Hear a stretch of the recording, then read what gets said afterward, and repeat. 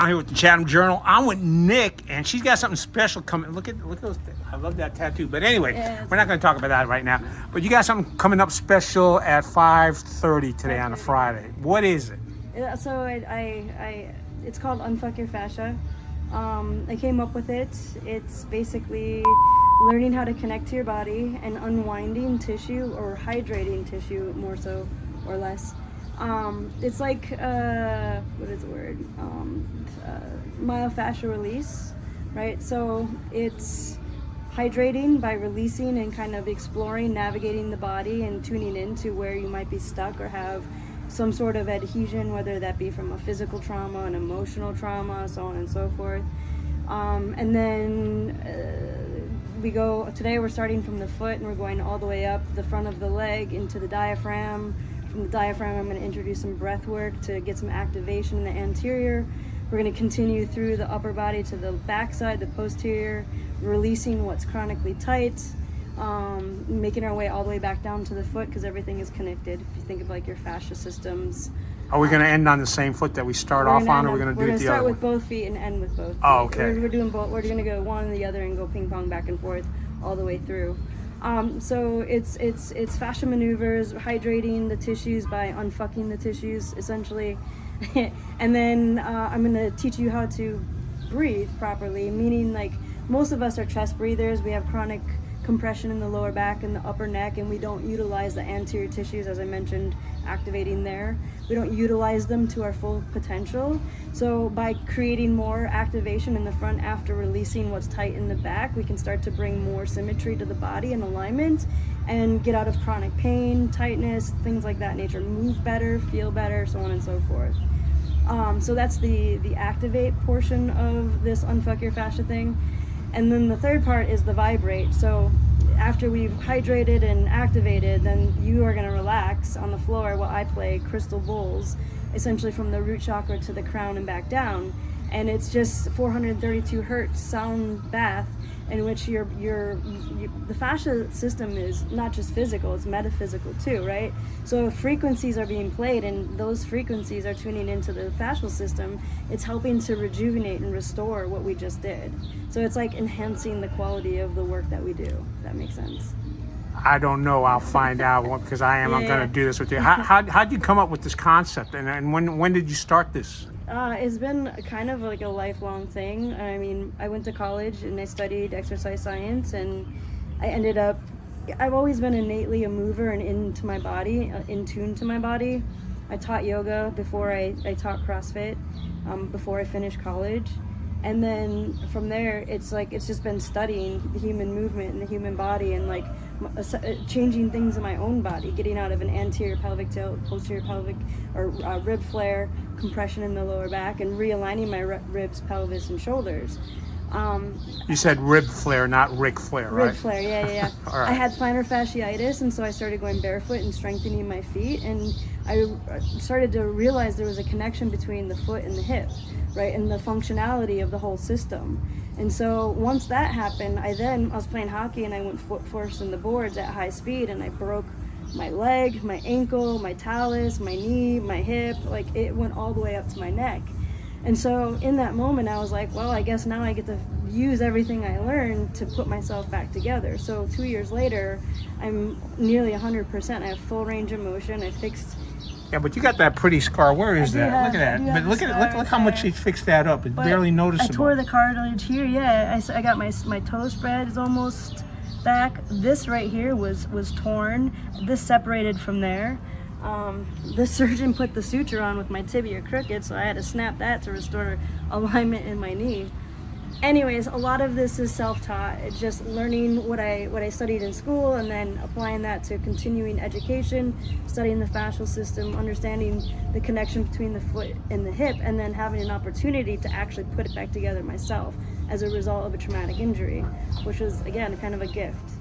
So this is, again, like I said, innately something that I just have always done. I'm on balls and using my mobility sticks to realign my body after I work out or whatever.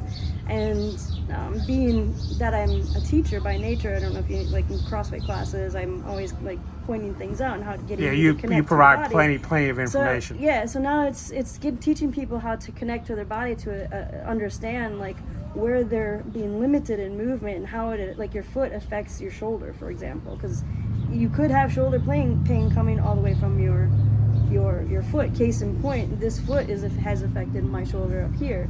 And so by restoring and kind of integrating tissue release in both ends of the system and then activating that system and creating realignment, I'm able to restore my movement, my posture, and time under tension is going to enhance the quality of the tissues in those positions. So you're basically working out without moving load. But if you're using breath, you're getting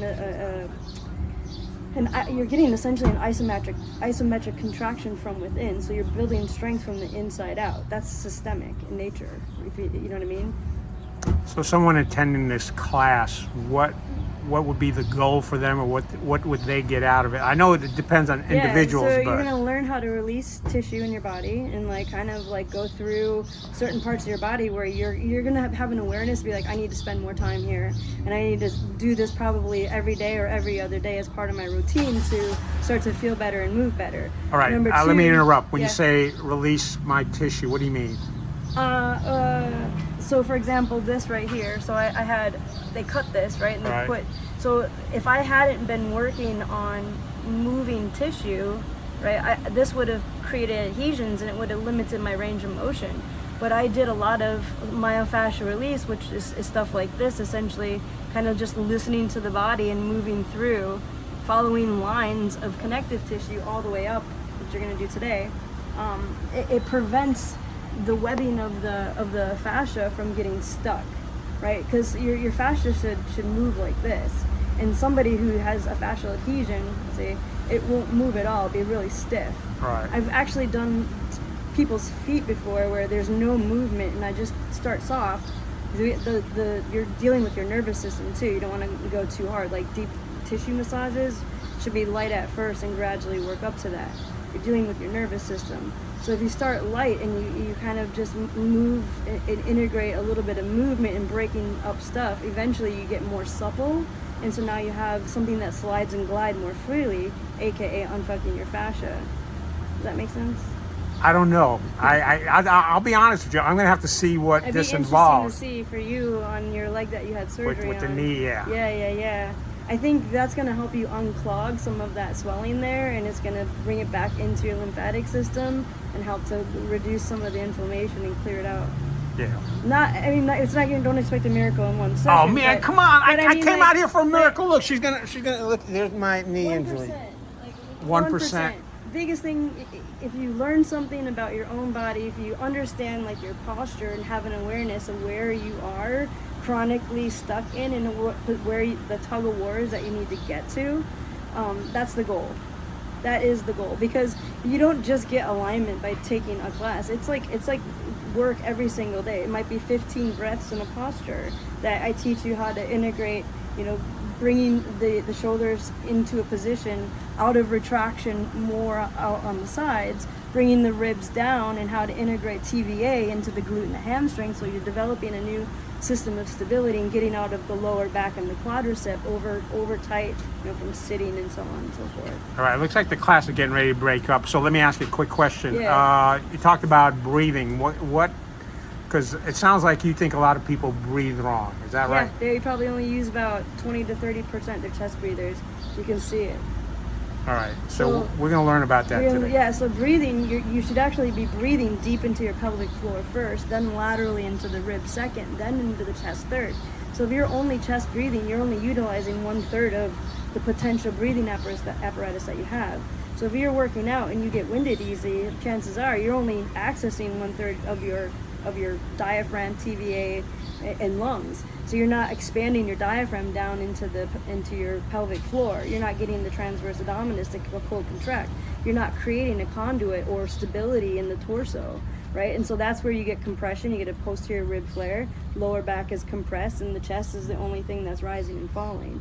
And so, like, in this, by getting that deep breath in, the rib cage comes down. Now we're starting to develop the anterior side, and the lower back, which is compressed, can start to relax and lengthen, and we create more symmetry in the body. And this, it sounds like this isn't something that just helps you when you exercise, but pretty much everything, general well-being. Yeah, if you're sitting down all the time and you're on a computer, you're going to be in your neck. And now you have, like, I have a 76-year-old who's a writer, and she's got neck pain all the time. And so we're reversing the results of her sitting for decades of her life.